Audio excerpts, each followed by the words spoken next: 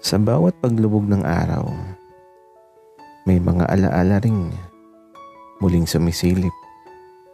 Tahimik, mabigat, ngunit may dalang pag-asang baka sakaling sa pagbabalik, may panibagong simula.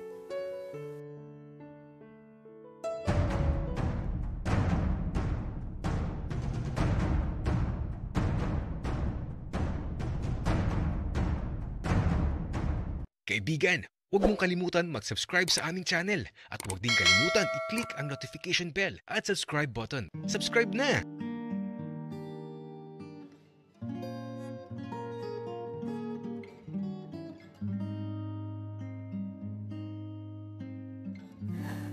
Nakakalungkot isipin na wala na si Kian. Naglalakad na ako pa uwi sa bahay habang pinipigilan ang pag-aagos ng mga luha ko. Naglalakad ako habang sinisipa ang mga maliliit na bato. Tapos yung mga aso natatakot sa akin. Ewan ko ba? Bumabag yung mga buntot nila kapag natingin ako. Wala eh. Sobrang lungkot. Umalis na kasi si Kian. Kaya naman nung makauwi ako, dumiretso lang ako dito sa punso. Tapos naupo ako. At pinagmamasdan ko lang yung malawak na palayan at mga kabundukan. Parang kanina lang kasama ko siya dito. Ngayon wala na siya. Kaya eto, hindi ko na talaga napigilan na umagos yung mga luha ko kasi sobrang sakit sa pakiramdam ng ganito. Nadudurog talaga yung puso ko. Ang hirap. Hindi ko alam kung kakayanin ko pa. Kaya lang, wala eh. Umalis na siya. Kaya sobrang sakit talaga. Kaya ito, miss na miss ko na kaagad siya. Hindi ko talaga alam kung paano may ibsan yung kalungkutan na nadarama ko ngayon. Kaya ito, nagtungo ako sa silid ko. Nahiga ako sa kama pero lalo lang ako nalungkot kasi naamoy ko si Kian sa kama ko. Lagi kasing mabango yun eh. Kahit matutulog na eh, nagpapabango pa. Kaya yung kama, amoy ng pabango niya.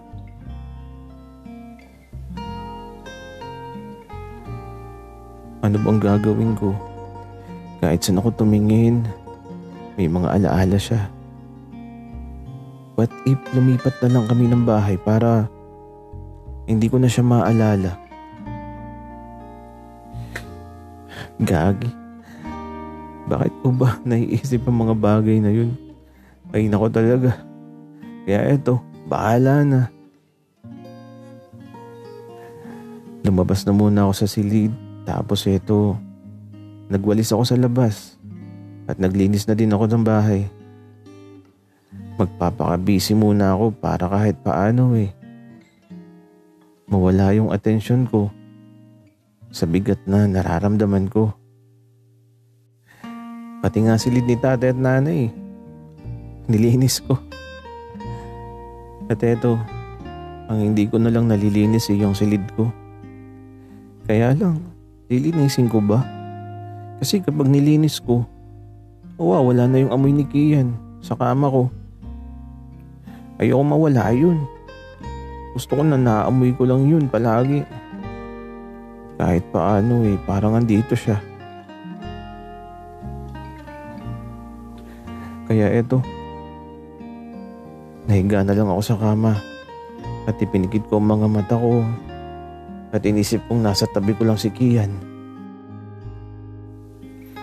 Iniisip ko lang na magkasama kami tapos masaya lang. Kaya eto, di ko na namalayang nakatulog na pala ako. Sa paglipas ng mga oras, nagising na lang ako dahil sa malakas na hangin sa labas. Parang lilipad kasi yung bubong ng bahay namin. Ang lakas ng hangin pero Mainit naman ang panahon.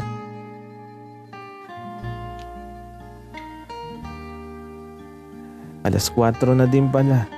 At eto, naririnig ko na yung boses ni tatay at nanay na tila ba kakarating lang galing sa bundok. Kaya eto, lumabas ako ng silid ko. Tapos nakangiti lang. Kunwari masaya. Anak, mukhang masaya ka. Hayaan mo sa susunod na taon tatanggap ulit tayo ng bisita. Tatay, wag na po. Sapat na po si Kian at saka gusto ko lang naman na maranasan yung ganun. Ganun ba anak? O siya, hindi na kung ayaw mo na. Pero mukhang naging masaya naman kayo ni Kian, anak. Ang ingay nyo palagi. Ano bang ginagawa nyo kapag gabi? At parang laging may naungol.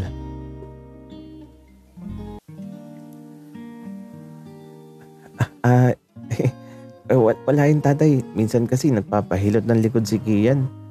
Ang ingay nga Ang sarap daw kasi. Wika ako. Ganun ba anak? O siya, magluto ka na ng hapunan natin. Kaya eto, may dala si tatay na baboy. Tapos, manok na lechon. Kaya naman, nag-adobo na ako. Pero, bakit ang daming ulam? Kaya eto, ang ginawa ko sa karne, adobo. At halos maubos ang oras ko sa pagluluto sa kusina namin. Kahit paano nawawala yung kalungkutan sa puso ko. 7:30 na ng gabi nung matapos ako sa pagluluto. Kaya naman naligo na muna ako para pagkakain ko ng hapunan diretso tulog na lang. Naligo ako ng matagal. Ang init kasi ng panahon ngayon Kahit gabi na mainit pa din. At eto, matapos makaligo, diretso na ako sa silid ko. Pero teka, bakit nakasara yung pinto? Hindi ko naman sinasarahan to. Kaya nang buksan ko, may naamoy ako kagad. Ang pabango ni Kian. Nalungkot talaga ako nang maamoy ko yun. Kaso wala naman siya dito. Walang ibang tao sa silid.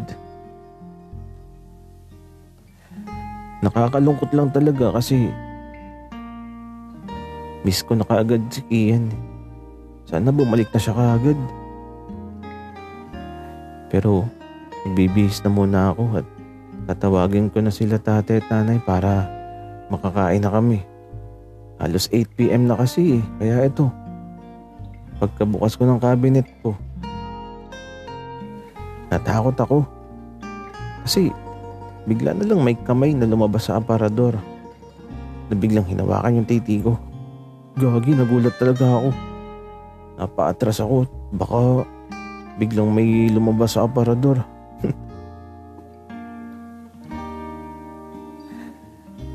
Hindi ko alam kung totoo ang nakikita ko. Pero si Kian, lumabas ng aparador. Ang sikip naman sa aparador mo, Santino. Pero nagbalik na ako. I miss you. Hala, Kian, kailan ka pa dyan sa aparador? Mga 5 minuto pa lang. Kakarating ko lang. Di mo ba ako yayakapin, Santino? Di mo ata ako na-miss Uuwi na talaga ako.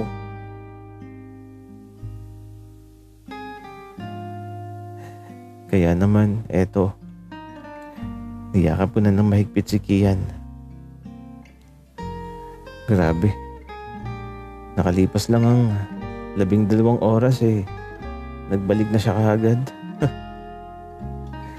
At yung kalungkutan sa puso ko, naglahong parang bula. Santino, alam mo, di ko pala kaya na hindi ka nakikita. Kaya nagsabi ako kay Papa na babalik ako. Kasi sabi ko, naiwan ko yung mahal ko. Kian, pareho pala tayo ng nararamdaman. Wika ako naman. Kaya ito, mula sa silid na saksi sa lahat ng sumpaan namin ni Kian, alam kong hindi na kami magkakahiwalay muli. Kasi hindi na ako papayag na wala siya sa tabi ko. Santino, pag uwi ko kay Papa, papakilala kita. Alam mo ba, pinakita ko na sa kanya yung mga larawan natin. At sabi niya, basta maging masaya lang daw ako.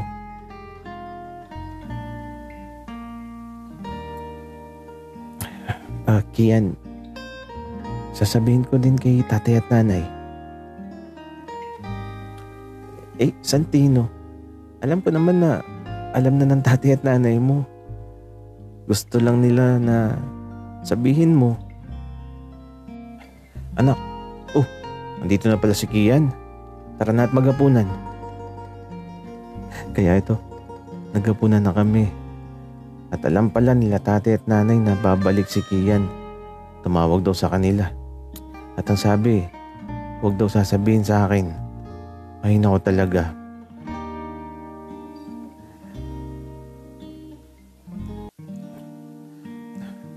Tatay, Nanoy, may sasabihin ako. Anak, huwag na. Alam na namin ng nanay mo. Halatang halata naman sa inyong dalawa. O siya, kaya na ito, huwag masyadong malakas ang ungol ha. Wika ni tatay. Sobrang saya ko na lang talaga. Ganun pala yun. May tadhana na ipapasilip sa'yo sa pagkabata mo na di mo inakalang magiging bahagi ng pagtanda mo. At halos 1 linggo ulit sa amin si Kian. At nung umalis ulit siya, syempre, kasama na ako. Kasi gusto na daw akong makilala ng papa niya. Nung makilala ko yung papa ni Kian, naging legal na yung lahat. At ang bawat araw, hindi lang kasing tamis ng asukal. Mas matamis pa talaga. Santino, alam mo kung ano yung dahilan kung bakit pinili kita? Bakit naman Kian? Kasi Santino, naramdaman ko na ikaw yung magpapasaya sa puso ko. Na ikaw yung taong matagal ng panalangin ko.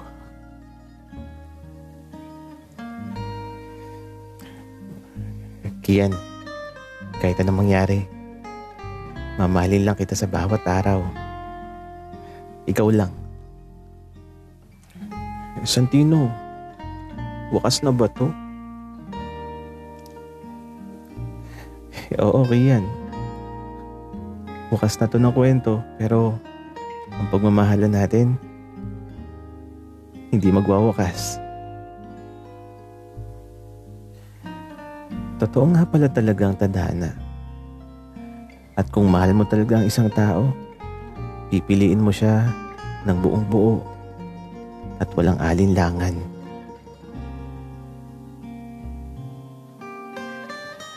Sa dulo ng lahat ng pagsubok, luha at paghihintay, pag-ibig pa rin ang nananatili. At sa bawat tibok ng pusong minsang nasaktan, nariyan na ngayon ang katiyakang ang tunay na pag-ibig kailanman hindi mawawala.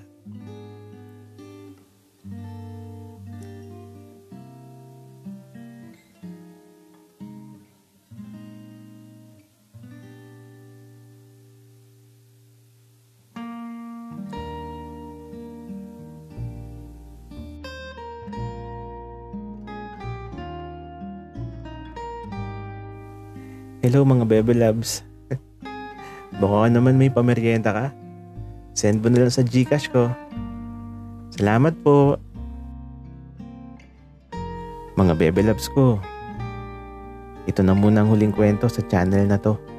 Pero bubuksan ko po yung 3 bagong channel ko. Ayan po, Big Boss Story, DJ Marco Stories at saka Tito Marco Stories po. Mga Bebe Loves, sa mga new channel ko, magkakahiwalay na. Yung Tito Marco Stories, dyan yung mapapanood yung mga everyday episode na story. Sa Big Boss Story, dyan yung mapapanood yung mga secret confession at mga short story. Sa DJ Marco Stories naman, mga horror story ang mapapakinggan nyo. See you there sa new channel ko. Ipapost ko na lang soon yung mga link ng mga bagong channel at mga new video ko. Salamat mga Bebe Loves. O siya, yung GCash ko huwag mong kakalimutan. Salamat. Mwah.